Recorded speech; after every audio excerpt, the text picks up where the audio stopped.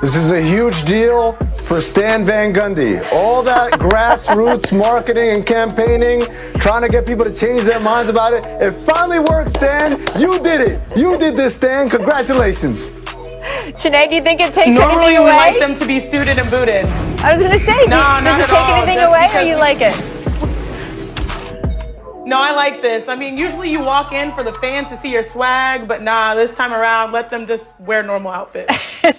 I wonder if anyone's still going to wear a jacket if they don't have to. We'll see. We'll see what they have to do. Welcome to The Jump. I'm Rachel Nichols alongside our front office insider, Amin Al-Hassan, and former #1 overall pick in the WNBA draft. Sinead, you're even taller in the studio than usual. Sinead Ogwumike. I love these big monitors. This is exciting. Coming up in a few moments, Trae Young is going to join the show. He's going to talk about the big moves the Hawks made this offseason. And he's got a very special announcement to share with us. Stick around for that.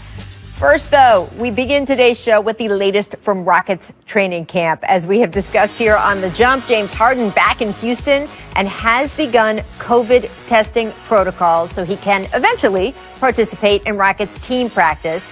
He was, of course, absent for the start of training camp in places like Atlanta for Lil Baby's birthday party, reportedly cited around Las Vegas for his own party. I don't know. It's reported, of course, that he would like to be traded out of Houston to a, quote, contending team. Meanwhile, the Rockets have continued to make alterations to their roster. Of course, the huge trade with Russell Westbrook going to Washington for John Wall, adding Boogie Cousins, adding Christian Wood. And Tillman Fertitta got on CNBC yesterday, the Rockets owner, and said, "We've done nothing but gotten better in the offseason." So Sinead is an H-Town native.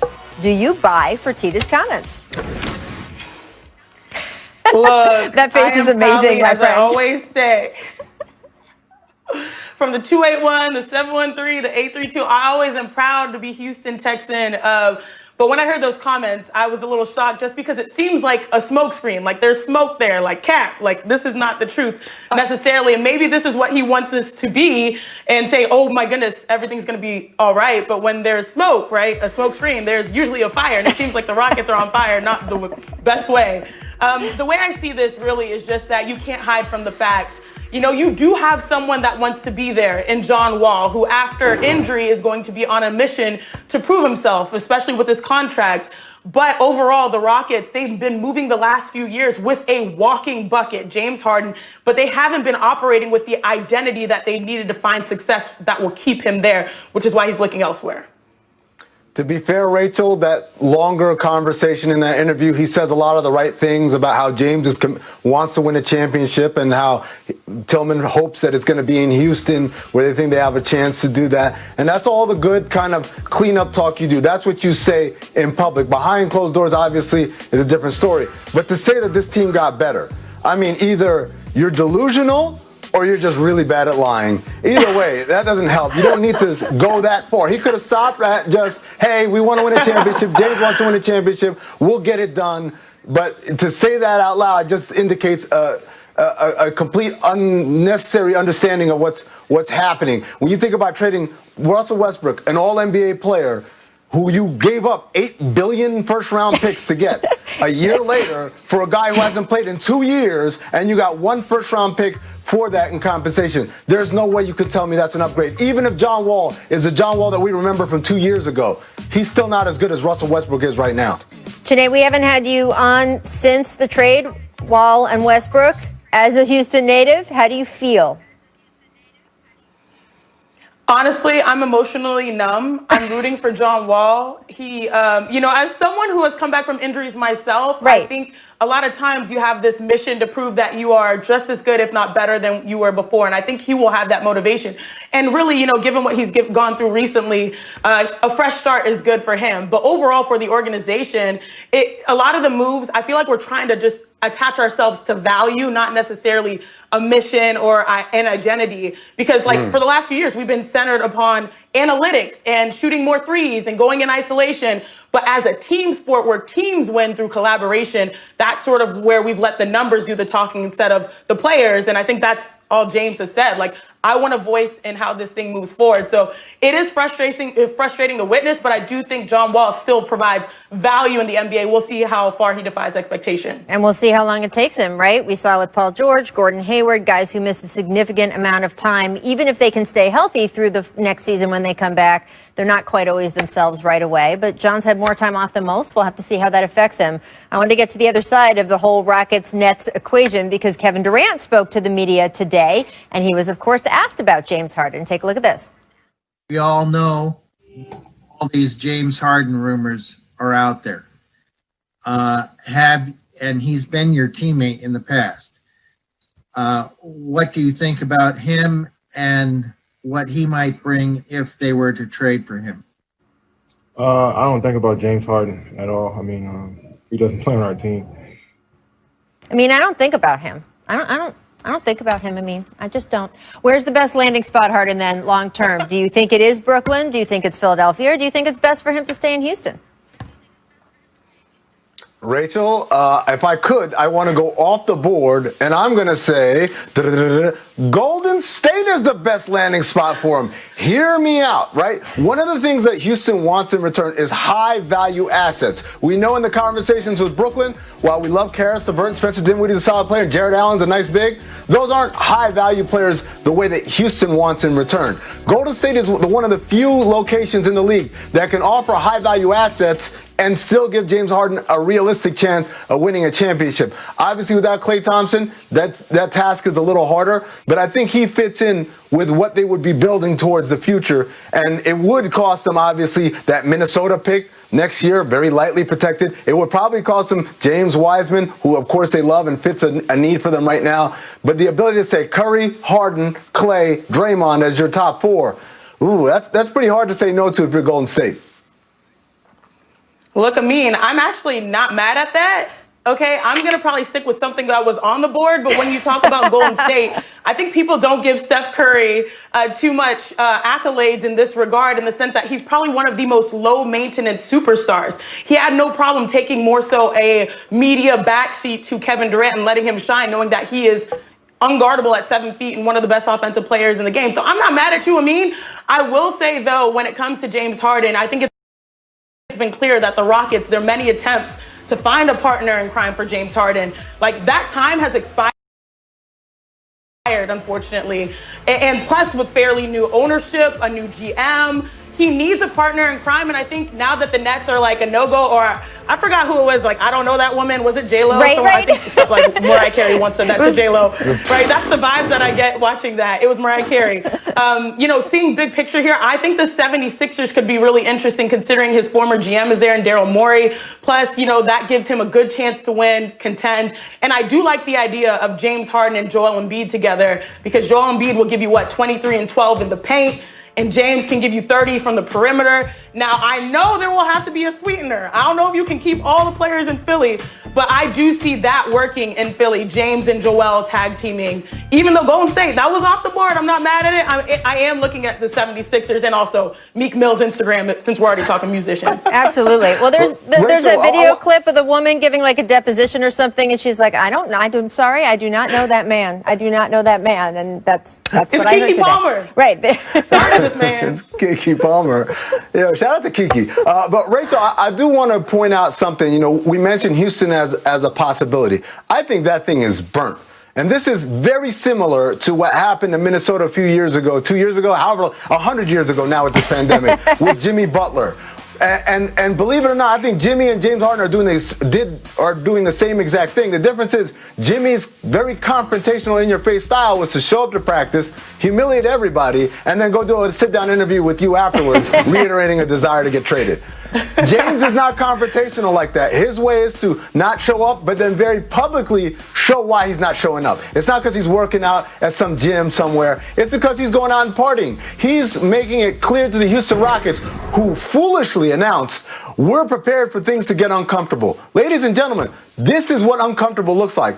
And to be honest with you, Other than the whole global pandemic, being at a party with no mask thing, that's the only part I have a problem with. But people say this time and time again about NBA players. Oh, that's unprofessional. You should have showed up. You should have done this. No, because he professionally asked to be traded weeks ago, and they did not follow through on it. So the next thing you do as an NBA player is you get their attention. And you get their attention by making things real uncomfortable, and that's what Harden did. Well, yeah, but I'm not sure we can expect the franchise to make a bad trade. If a good trade hasn't been available for him, does he have the right to not show up to the beginning of training camp if they just decided, well, we're not going to make a bad trade, we're still looking? I would say that you at this point, when you say that, you are taking that they're going in good faith trying to move him. And players you don't know think and that their agents know. Whether it's obviously he doesn't. It doesn't matter what I think. Right. He and his agent don't believe that the Rockets are trying their hardest. I don't think he has a day-to-day agent right now, which may be part of all of the mechanics of this too, because we all know how trades get baked in the NBA. We will, of course, continue to follow this situation very, very closely. And the bottom line is that James Harden has shown up. I want to make that clear. He's not out right now. He has shown up, and he is going through the COVID protocol. So he is not holding out in any way right now. Coming up, we will be talking to all-star point guard Trae Young, stopping by the Jump to share a very special announcement for all you sneak. Fires and he hit it. Trae Young. Oh, yes. The man you're about to see can do all that. We are now thrilled to welcome in Hawks All-Star Trae Young to the Jump. It is so nice to finally see you again. Welcome. Yep. Nice to see you too, Rachel. It's been a long time. I know, man. And we're just 2 weeks away, finally, from the start of the new season. How anxious are you to play a real game with, in your case, with your team, the first time in more than 9 months? Yeah, it's been a long time. I'm super anxious to get back and playing. We got a lot of really, really good guys coming. A lot of new guys that we've added to our team. So being able to play with a lot of these new guys, but also with the guys we've had. So it's going to be exciting, and I'm excited to play. And you said new guys. Your front office put in work this offseason. Bogdan Bogdanovic, Rajon Rondo, Danilo Gallinari. These were some really coveted free agents. What was your reaction when you found out all these guys were coming to Atlanta? Yeah, I was super excited. We've added a bunch of guys that bring a lot of different unique talents to our team, and a lot of different pieces that are going to really help us take that next jump to the next level this year. So I'm really excited. So what is that next jump to the next level for you? What are your expectations for the team and yourself this season? I mean, for me, it's all about winning. I mean, whatever it is, it's winning, getting to the playoffs. But it's not just getting there. It's making noise once we get there. So it's all about that for me and this team this year, and we're excited to go out there and do it. And look, it's going to be a different season than anyone in the NBA has ever had, going to play games largely without fans, travel restrictions. And the NBA has asked you guys to make changes in your own personal life, off the court, at home. Can't go to bars, can't go to restaurants. You're 22 years old. What is it like to be told that when you're 22? Yeah, it's different, but it's our job. This is our job. We choose to do this, and I know every NBA player would rather give up all the other stuff to be able to play this game we get to do. So we'll be able to give it up for a little bit. Well, that attitude is going to keep you and your teammates safe. I know they appreciate that. I did want to ask you, because this is very exciting for us here at The Jump, we would like to formally announce, Trae Young, that one of your childhood dreams is coming true. Adidas is releasing your first signature shoe in the fall of 2021. What is your reaction to that? Yeah, I'm super excited. This is a dream come true for me. A dream as a kid, playing on those little goals in your room, just putting on those shoes, just dreaming of being of that player. And for me to be able to have a partnership with Adidas and take that next step, and we're going into the Trae Young ones in 2021. Now kids will be able to wear my shoes, so I'm excited. how involved do you hope to be in the process of crafting the shoe? For me, I'm very involved. I want this shoe to represent me. I want this shoe to represent who I am. The shoe is gonna do that, and every kid that puts the shoe on, or every person who plays in the shoe, is gonna feel the way I feel. So I'm very involved in this shoe. I don't know. You want to be careful. I don't know if everyone who puts on the shoe is going to be able to shoot like you. You have to be careful not to make that promise. That is unusual. Well, it's very, I don't think people sometimes realize that a lot of guys have shoe sponsorships, but a signature shoe is still pretty rare in this league. So, Trey, congratulations. This is a huge accomplishment at 22 years old. Really, very cool. Thank you. Thank you so much. Can't wait for everybody to put it on. We will be ready to welcome you back when you've got one to actually show us. Until then, good luck with everything in the preseason and training camp. Thanks for stopping by. Thank you. Coming up, Steph Curry says that retiring with the Golden State Warriors is a huge goal of his. But of course, there's a way to jump. I'm Rachel Nichols here with Amin Al-Hassan, Chiney Ogumake. Chiney, you got a fellow Adidas friend with the signature shoe. I'm sorry, I'm just not over it. I think it's great. I'm so mad right now. Okay, Trae Young, where's my text at? I'm supposed to be in the family. Shouldn't I have known? I'm putting everyone on a notice. Chris McGuire, Madison Orenstill, Adam Latesis, Austin Hodges, Brandon Walker. Y'all should have given me a courtesy text. At least I can be the first one to get the shoe. Okay, maybe I'll shoot like him too. Rachel, now Chiney knows how I feel. Every time I'm saying, Chiney, might I possibly have a little bit of Adidas product? You get zero radio silence. I got you, family. Well, look, congratulations seriously to Trey. That is a huge accomplishment at 22 years old. Good for him. All right, friends, you know what time it is here on The Jump. Let's go, producer Danny. Ball deserves to go in the crowd after a bull move like that. I think it's bull. I just thought it was bull. Don't give me that crap.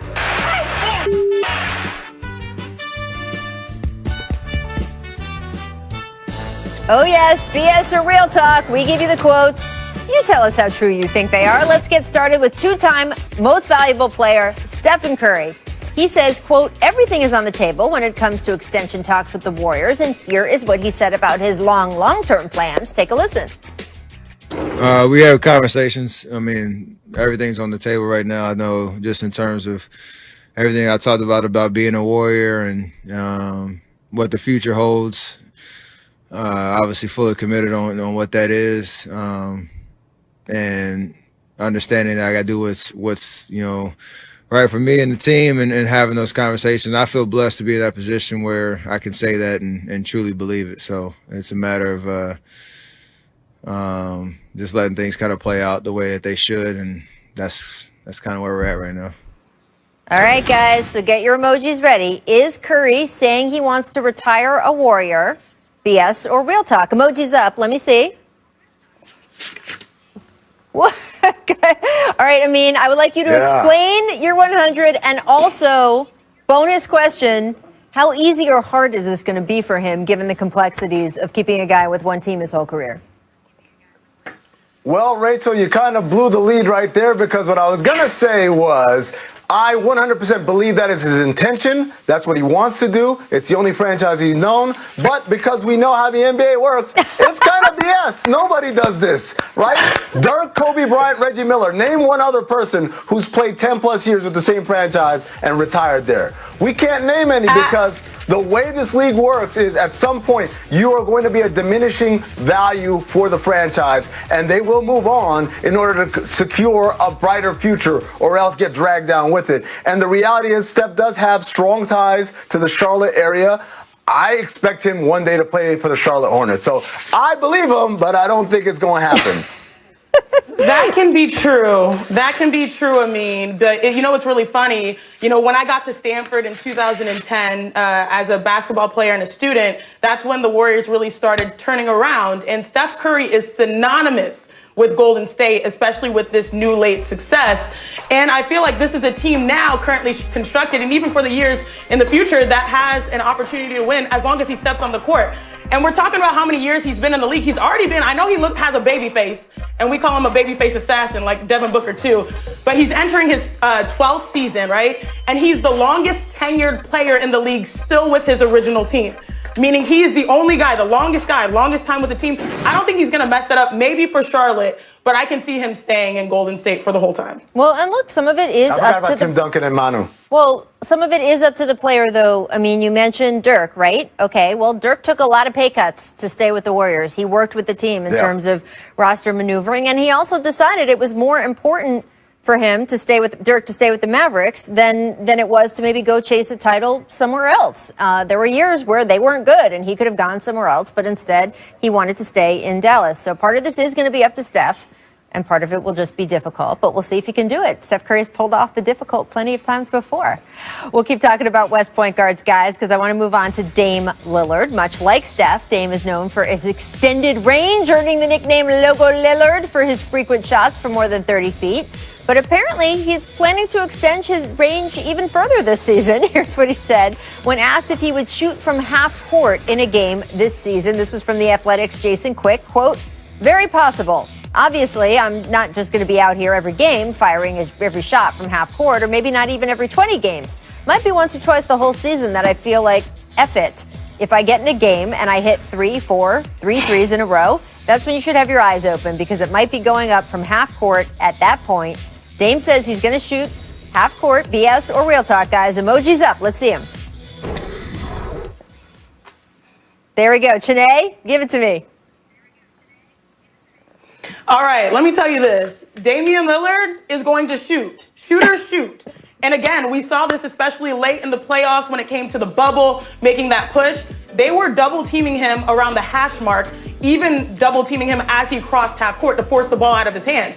And if he's made a few, he will shoot that shot. He walks into a gym, and I'm talking about, it could be Lifetime, it could be 24-hour fitness, it could be, obviously wherever gym they're at in the NBA, the stadium, the arena. His mentality is that he can make any shot. And I remember hearing that Dame, he led the NBA last season with makes from 30 feet or longer. Yep. Now, half-court shots are 47 feet from the basket, 47 feet.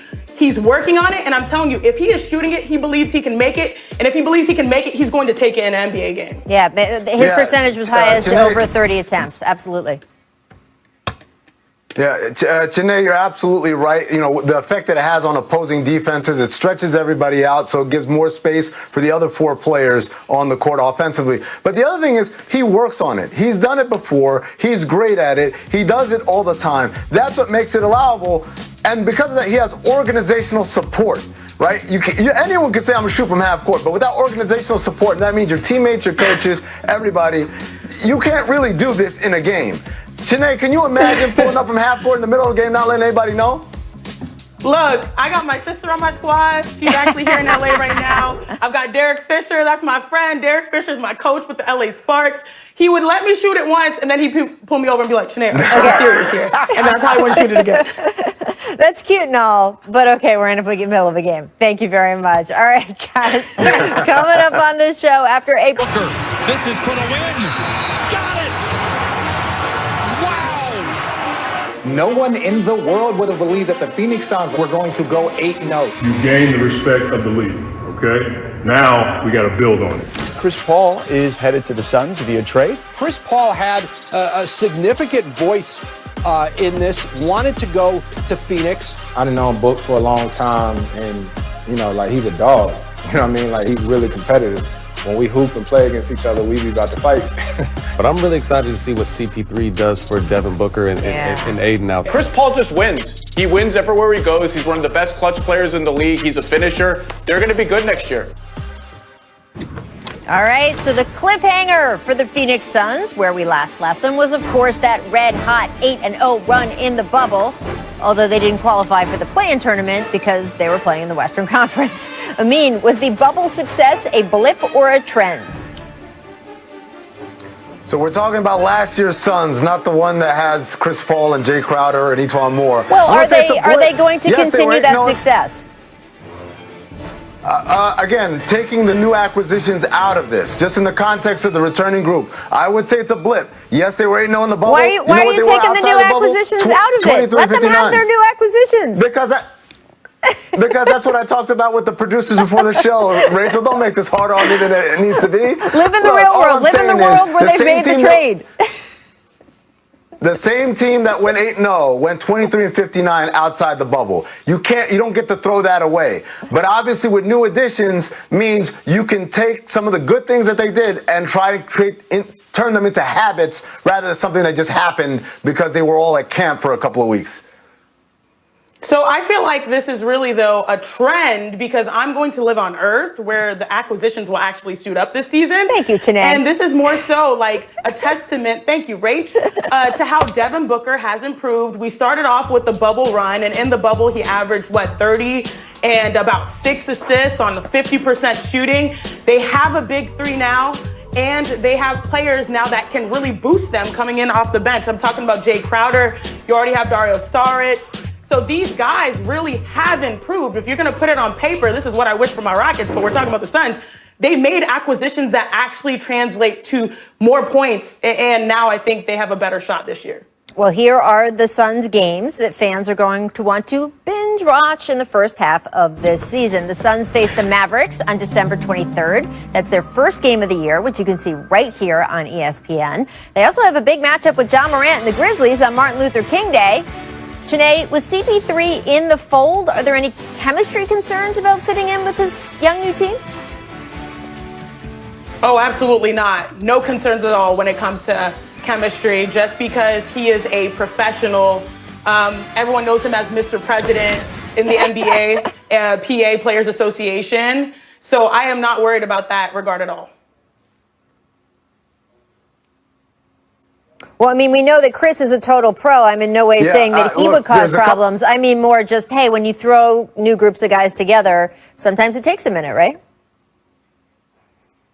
Yeah, but not with Chris Paul. Everywhere he's gone, he's made his teams instantly better. And that's probably because you don't have to fit him into the offense or get him up to speed or flow him in. He is the offense. The ball's going to be in his hands, and he's going to dictate who gets what, and he does it better than probably any other point guard in the league right now, and one of the best to ever do in history. So I don't expect there to be any chemistry issues because the ball's going to be in Chris Paul's hands, and he's going to make everybody better right off the bat. There you go. All right, finally, it's time for spoiler alert. Let's get right into it. The Suns have not made the playoffs since 2010. So, Amin, do you have any bold predictions for them this season? Yep, I believe that they are finally going to get their first playoff bonus check since I worked there, and they will be a top 6 seed. I don't even think they'll be in the play-in tournament, Rachel. That's how good Chris Paul is. That's how good of an acquisition Jay Crowder and Etuan Moore were. Janae, what do you think? Do you think that the Suns are making the playoffs?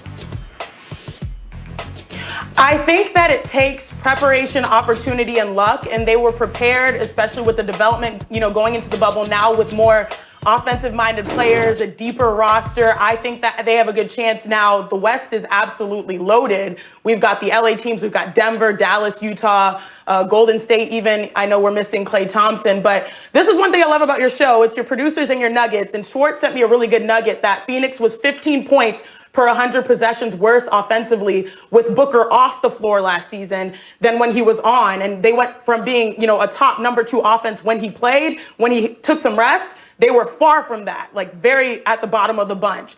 And so now you'll be able to provide a boost off the bench and have a deeper roster and have him out there and have a floor general in Chris Paul and have a nice pick and roll game, which is Lob City 2.0. So I feel like this is a team that can sneak their way. They're motivated. We saw that with less talent. Now they have more. They're motivated. I feel like they can sneak in a spot. It's going to be so fascinating to see how the bottom half of those seedings work out and the play-in tournament this year and everything else. I cannot wait. And shout out, as you said, to our researcher, producer Schwartz, who is our long-suffering resident Phoenix Suns fan. He can tell you chapter and verse everything that has happened with that team.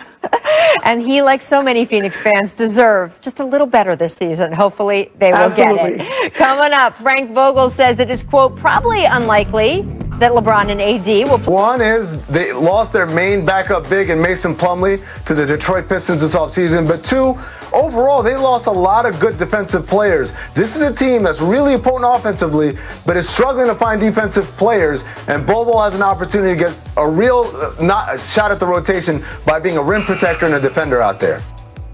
Amin, I really appreciate your well-reasoned, well-thought-out take, and I'm not going to even do any of that because I'm from the Pac-12. I watched this man at Oregon. When I saw his highlights, I was like, this dude is special. I implore everyone to go see those highlights. His talent, his ability off the dribble, his shooting, and like you said, defensively, you can't teach height, you can't teach length and size, and so Bol is just fun basketball to watch, and I'd love him to have an opportunity this year. Certainly. It was fun in the bubble. Janae, you know where he's from, right? Oh, yes. You know of course where she knows. Right? Sudan. Of course she knows. Come on. It was fun in the bubble watching him go, especially when they had a lighter roster because of COVID. All right, let's move on. Frank Vogel says it is probably unlikely. Oh. Guys, we got DeMar DeRozan here. Sorry, I got different information. The control room's giving me different information here. But DeMar DeRozan, apparently unhappy, I believe, from the clown emoji and the poop emoji about his rating in the ESPN rank, which is usually, I don't have the copy in front of me, but usually the way ESPN rank works is they have a group of experts projecting how they see a player to do in the upcoming season. He was frustrated about being ranked 82nd. What do y'all think of that, Amin? Rachel, you remember in Beverly Hills Cop, they said we're not going to fall for the banana in the tailpipe? Guess what? DeMar DeRozan, you just fell for the banana in the tailpipe. This is just content creation. Nobody believes in this stuff. Nobody cares. The only people who seem to care are players. I don't know why. Why do they care every year, Janae? Because that's our pride. We want to see ourselves move up the ranks. But this was atrocious. This was blasphemy. And I would like to tell DeMar DeRozan right now, that wasn't me. I didn't do that. I'm pretty sure none of us did it on the jump. Hey, and I wouldn't volunteer myself for that. But realistically, DeMar deserves some respect put on his name. And I think last year he was, 22 points per game, 5 rebounds, 5 assists. He had a career year when it came to field goal percentage. So he is doing what he can to improve himself and make himself an asset, especially after leaving Toronto and now with San Antonio. But it's been really impressive to see him grow and mature and also stay on point when it was a tough scenario for him. So he deserves all of the love he's getting because that was a lot of slanderous on the rankings roster. Let's move on then to the Lakers. As I was saying, Frank Vogel says it is probably unlikely Anthony Davis and LeBron James will be available for the Lakers preseason opener 1 week from today. I mean, should AD or LeBron play even a second of a preseason game?